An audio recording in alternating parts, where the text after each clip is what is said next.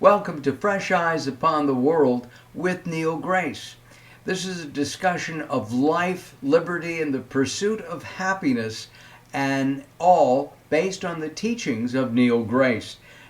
This program is called Making Life a Spectacular Journey.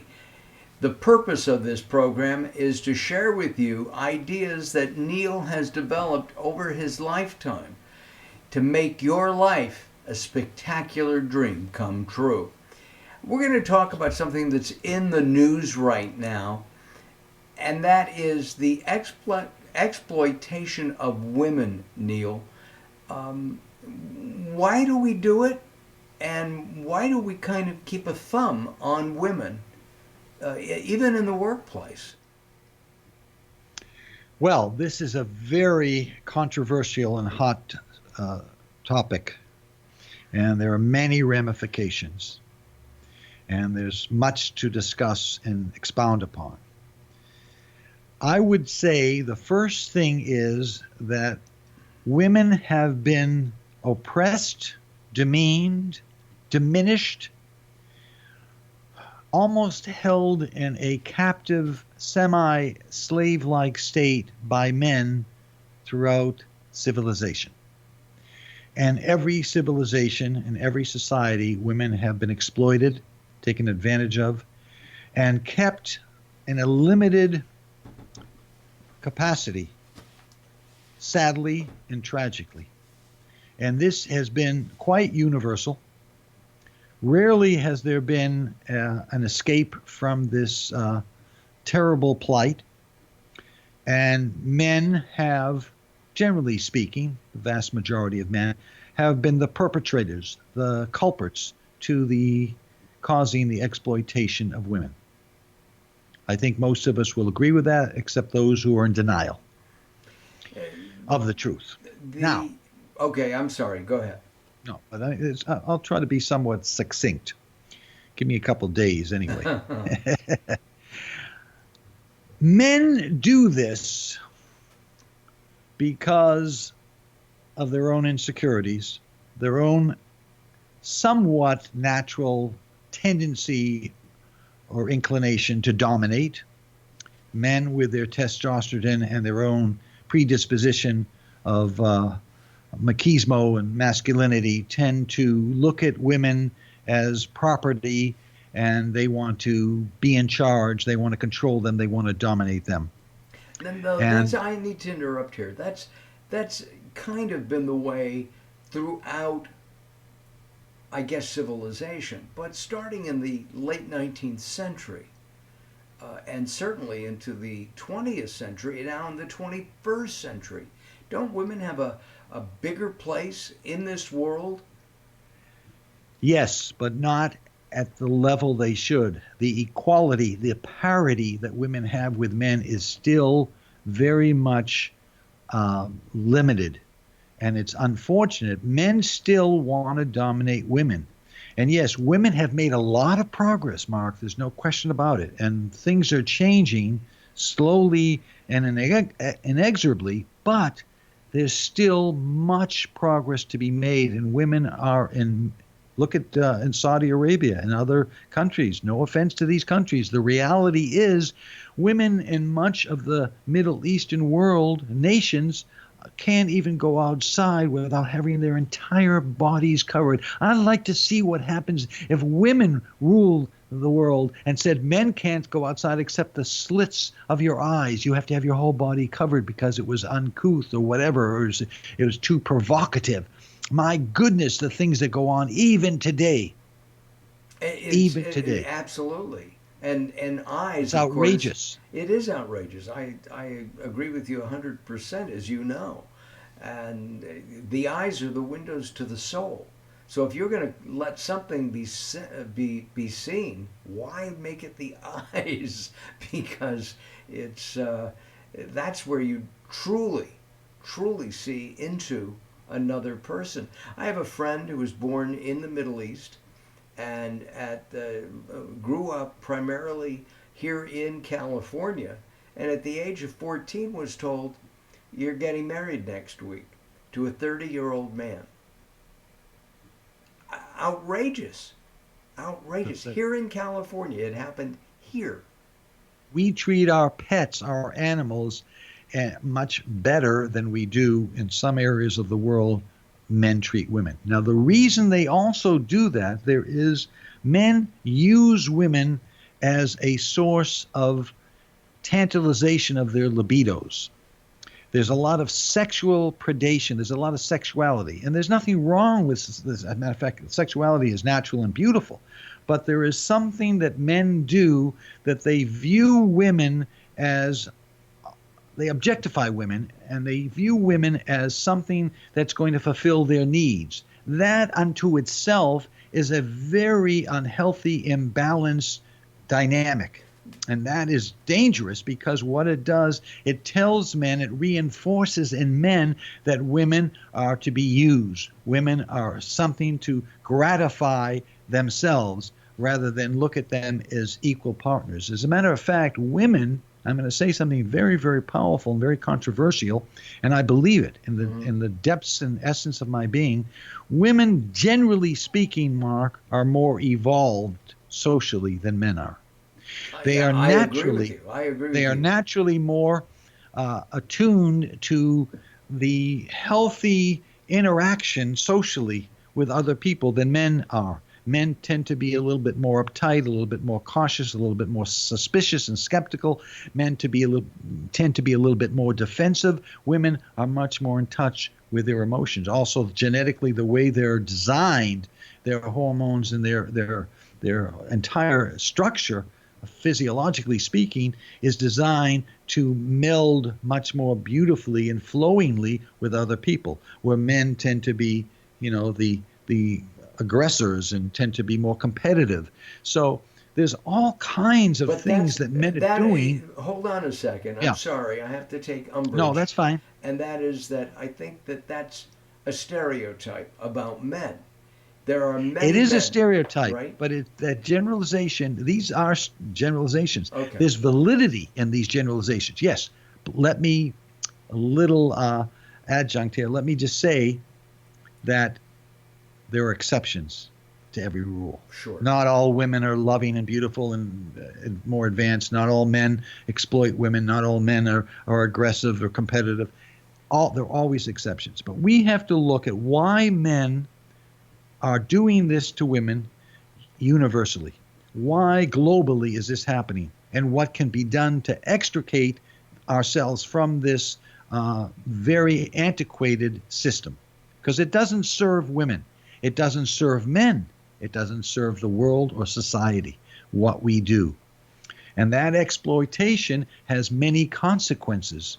And the biggest consequence is that it perpetuates a rather aggressive and separate system of nations kind of clashing with each other. Women in leadership roles tend to bring a softer, more compassionate tenor to the equation. And that's very important.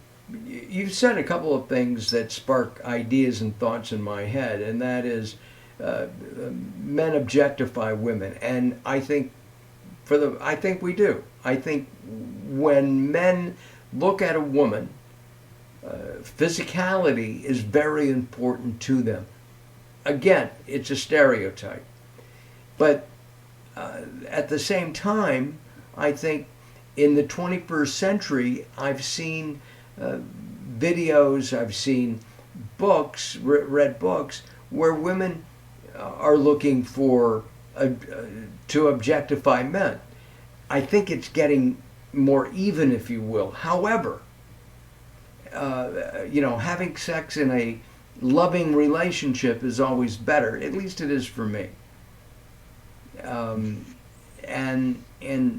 so, is that changing? There's all kinds of opportunities for women right now to be in charge of a relationship. Yes, and it doesn't mean you brought up a great point. First of all, things are changing. Fortunately, things are flowing in a more enlightened, more equitable direction for men and women. At the same time, Men who are now being thrust into a chaotic identity crisis because they don't know their roles anymore. Right. Men don't need to give up who they are. The power that men have when it's utilized constructively and consciously is beautiful. And women don't need to emulate men in order to take over and be more assertive and have more of a control in society or in the family or whatever. We all need to tap into the inner resources of our strengths and our abilities to manage ourselves successfully with each other without having to play that pull and tug role. We don't want to do that. So women have to be careful too not to go overboard with reversing the situation. And now men are at the mercy of women, and men are being depressed or repressed and diminished. So we have to be careful not to do that. But I am very much a champion of let's bring even more change to the world and let women be fully themselves. Let them be liberated. Let them be rejoice in who they are, and let them help us as a species to become much more harmonious, much more loving, much more compassionate, much more humanitarian, much more fluid, so it works beautifully. All nations and all people in the world are together as one. Let's face it, guys, we've screwed it up. I think women should take over because I think they do a hell of a lot better job. What do you think, You're Neal? right.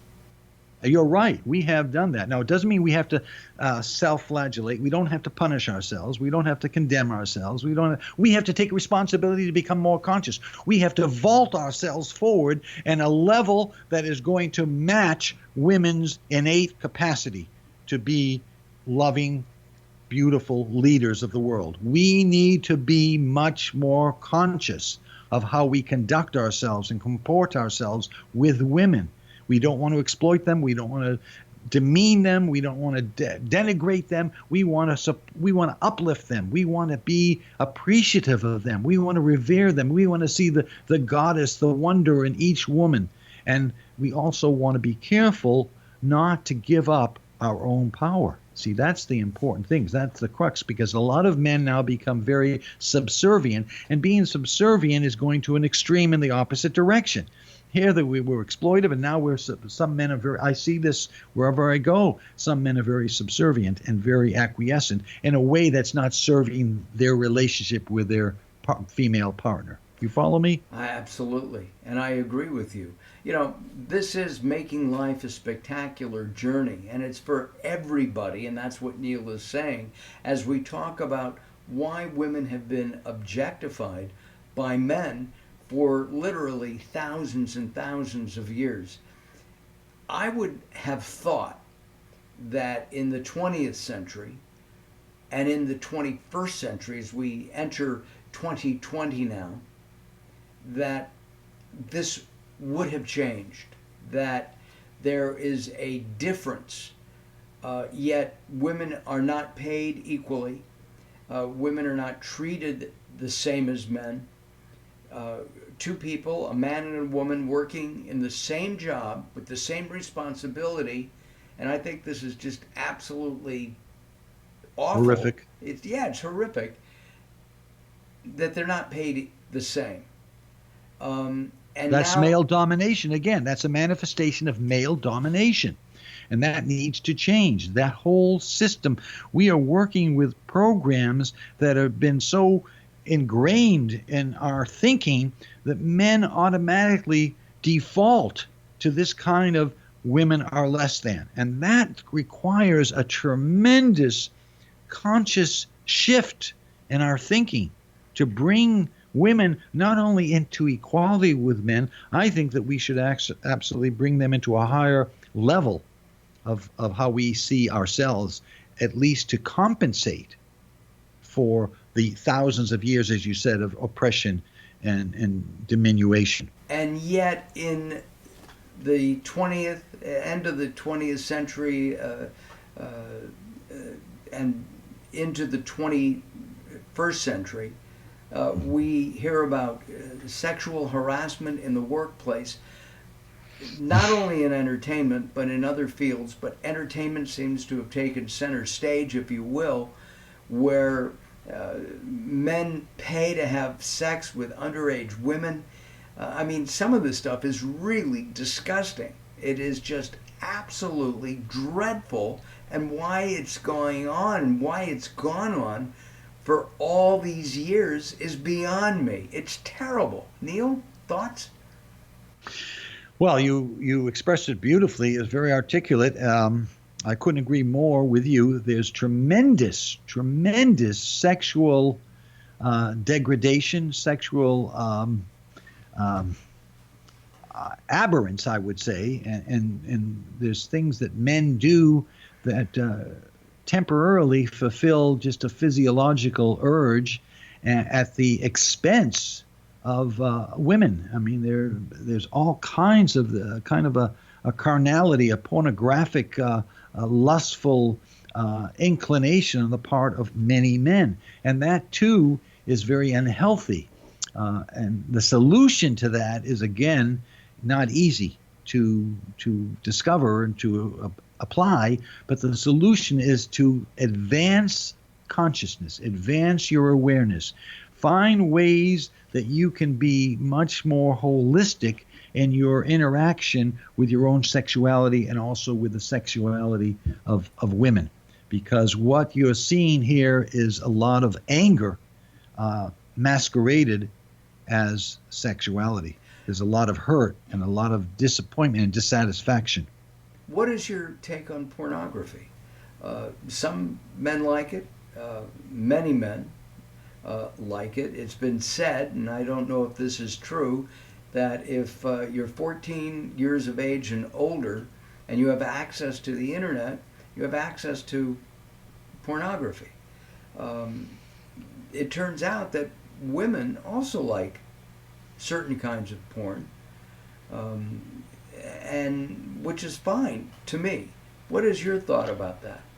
Well, the word pornography has a very negative connotation. So I think erotic images, erotic opportunities, given that they are, and this is the tricky thing, that they're given that they're used in a balanced way, is okay. And also, depending on the age of a person, yes, accessibility to all kinds of porn is rampant in our society. And by the way, I need to clarify. I don't think that 14-year-olds should be doing it. I'm just saying that it's a good chance that they are. Okay. Yes. And I think that, again, these sexual aids can facilitate and serve in productive ways sexually. I don't think we can eliminate all that. I think, again, it has to be done, and this might sound kind of ironic, but in a tasteful way. You know, I mean, how do you apply it in a tasteful way? Well, there are answers to that. We don't need to go into them now. But so I think that, again, if a man is using these things in a way that objectifies women, that puts them down fundamentally, as who they are, that is not healthy. That is not good. So there's got to be a way that can integrate visual sexuality with a consciousness, with a sensitivity, with a quality that is that's going to be story. With a story. Well, actually, you can even say that pornography. You know, even many movies, when you see beautiful people making love in a big time Hollywood movie, or you see people kissing, you can even say that's a level of sexuality. I mean, sexuality is something that's not going to go away, and we can't negate it or dismiss it and evaporate it. It's going to be there, and it depends how it's presented, in what context, what we do with it, and as long as we don't become obsessed with it. So some people become obsessed with it, and they have all these videos, and they do it all. That's all they do is their relationship with the opposite sex, with women, is through visual stimulation. There's something really unhealthy about that. Yeah, that's, as I said earlier, having a loving relationship, it tends to make for a better sex life. It really it does, at least I think, I believe for myself. Let's take a look at something, um, and maybe it's at a tangent, I'm not sure. A few years ago, a number of years ago, Jack Nicholson and Diane Keaton were shown as older lovers. And I thought it was one of the sexiest, most loving things I've ever seen, because they were not 23-year-old people with hard bodies. They were normal, natural people, as much And as, for their age. yeah, well, for their age, but also for, being Hollywood celebrities, A-list actors. Hmm. And I don't know if you saw the film, and I'm trying to remember the name of it. But my point is that now we're seeing a lot of different uh, uh, kinds of sex scenes, if you will, where the people are more normal. Is this something that's good? I mean, like Jack Nicholson and Diane Keaton, and in that film we didn't see that much. We saw them in bed together kissing. I think it's very good because when we become obsessed with physicality, young bodies and things. I mean, that's not healthy either. I think that when we portray some of these varieties or variations of people in sexual situations, we're seeing a much more natural gamut, a much wider range of the reality. And I think it's very beautiful. It's very poignant. Again, too much emphasis on the physical attributes is, again, an obsession.